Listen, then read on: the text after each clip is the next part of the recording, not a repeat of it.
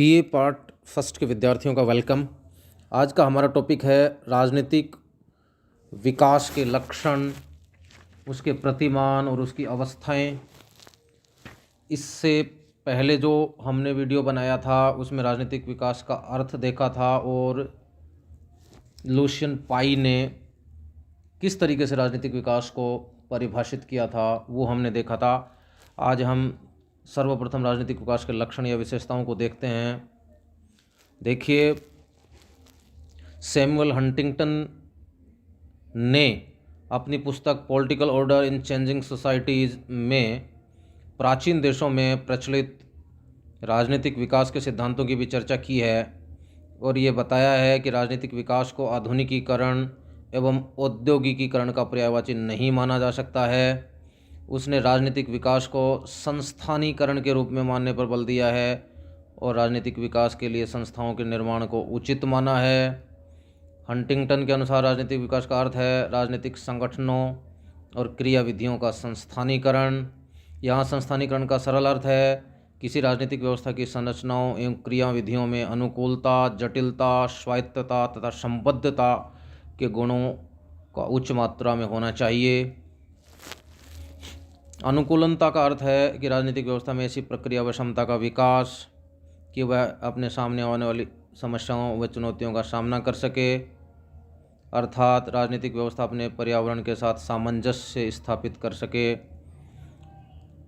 जटिलता का अर्थ है राजनीतिक व्यवस्था में एक साथ ही अनेक संस्थाओं या संरचनाओं का मौजूद होना, प्रत्येक संस्था अपने विशिष्ट कार्य को करती है। स्वायत्तता का अर्थ है राजनीतिक व्यवस्था को अपने निश्चित भूभाग पर पूर्ण नियंत्रण स्थापित करने में समर्थ होना चाहिए। संबद्धता का अर्थ है कि राजनीतिक व्यवस्था में पर्याप्त मात्रा में सहमति की भावना भी पाई जानी चाहिए। तो ये सैमुअल हंटिंगटन के विचार थे। अब हम चलते हैं आमंड एम पावेल के विचारों पर। उसने अपनी पुस्तक कंपैरेटिव पॉलिटिक्स ए डेवलपमेंटल अप्रोच में जी आमंड तथा सी.बी. पावेल जूनियर ने राजनीतिक विकास की अवधारणा पर विस्तार से विचार किया है और 3 विशेषताएं बताई हैं। एक तो संरचनात्मक एवं कार्यात्मक विभेदीकरण, दूसरा है उपव्यवस्था स्वायत्तता, तीसरा है राजनीतिक संस्कृति का लौकिकीकरण।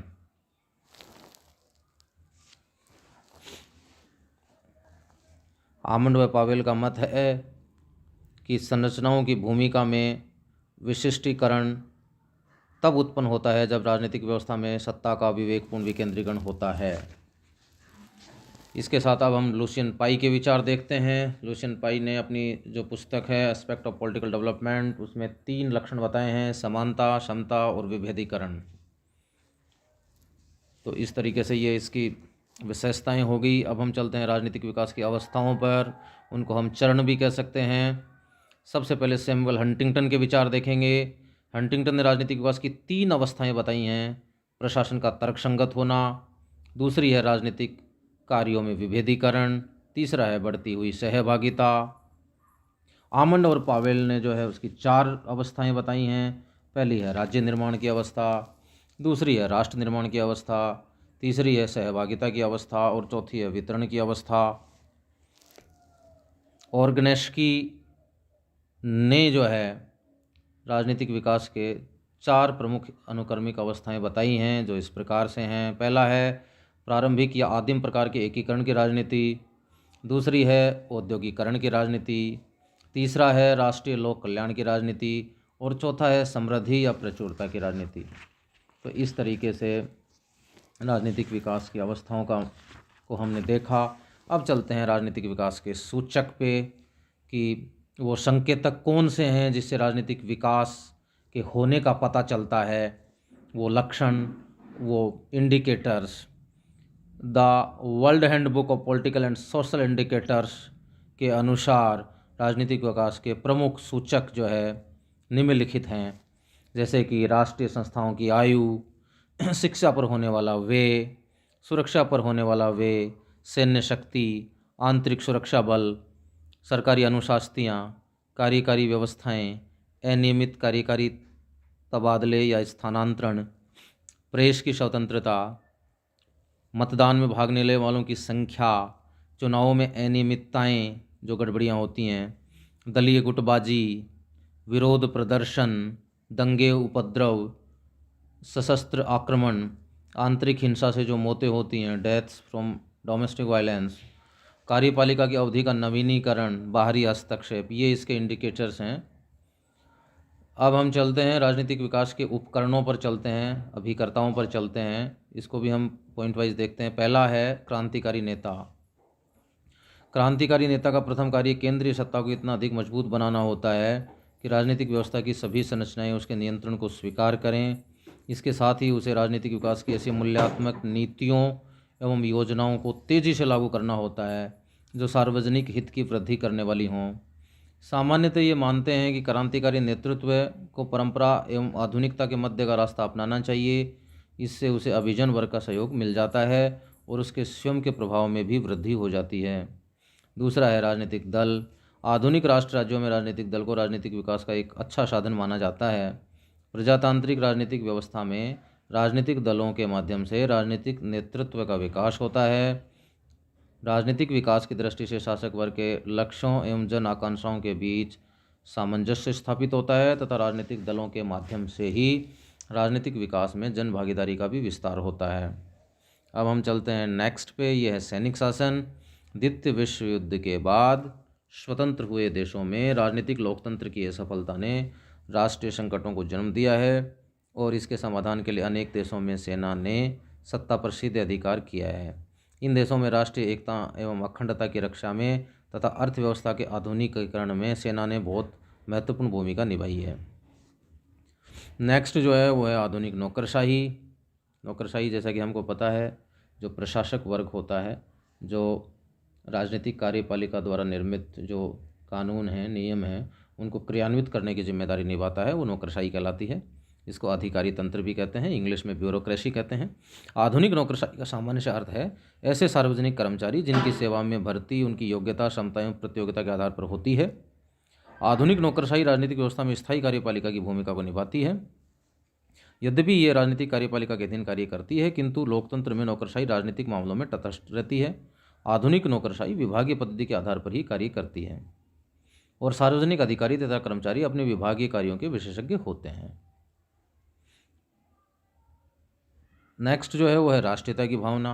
राष्ट्रीयता की भावना का विकास होने पर आधुनिक राजनीतिक व्यवस्था की स्थापना का कार्य सरल हो जाता है।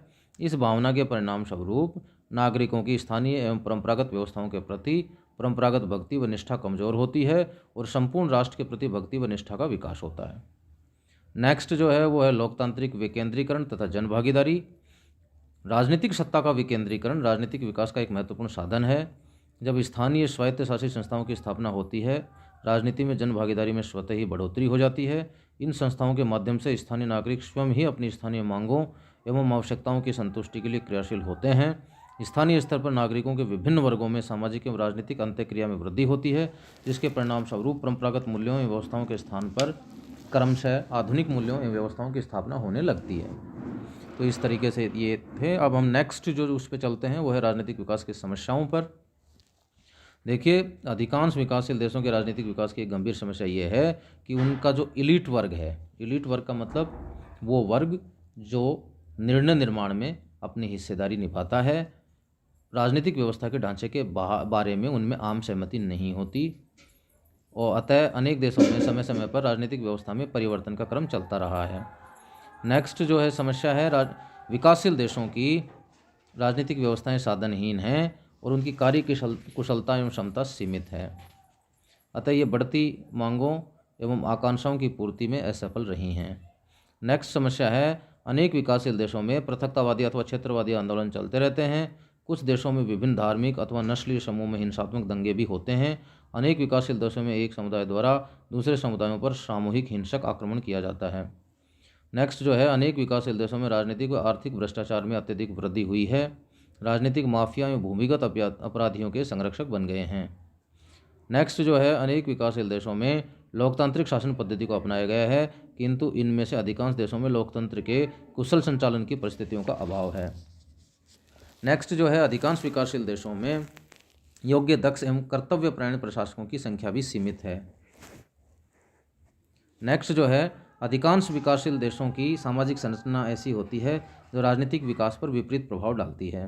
नेक्स्ट जो है विकासशील देशों की आर्थिक विकास की दर भी कम है। अब हम चलते हैं राजनीतिक विकास के प्रतिमानों पर। इसमें पहला है निरंतरता प्रतिमान और दूसरा है चरण प्रतिमान। निरंतरता प्रतिमान राजनीतिक विकास की एक ऐसी विकासात्मक प्रक्रिया मानता है जो विभिन्न कारकों के क्रम पर आधारित होती है। इस मॉडल के अनुसार राजनीतिक विकास का अध्ययन एवं विश्लेषण सामाजिक, आर्थिक, राजनीतिक आदि विभिन्न कारकों के आधार पर किया जाता है। दूसरा है चरण प्रतिमान। चरण प्रतिमान राजनीतिक विकास को एक ऐसी विकासात्मक प्रक्रिया मानता है जो अनेक विकासात्मक चरणों से गुजरती है। प्रत्येक विकासात्मक चरण की अपनी विशेषताएं होती हैं। तो इस तरीके से जो हमारा पहला जो टॉपिक था आज का राजनीतिक विकास, जिसका एक पार्ट हम कल देख चुके थे, आज हमने दूसरा पार्ट देखा है, ये ख़त्म होता है। कल हम नेक्स्ट एक टॉपिक लेकर के आएंगे, वो है लोकतंत्र। धन्यवाद।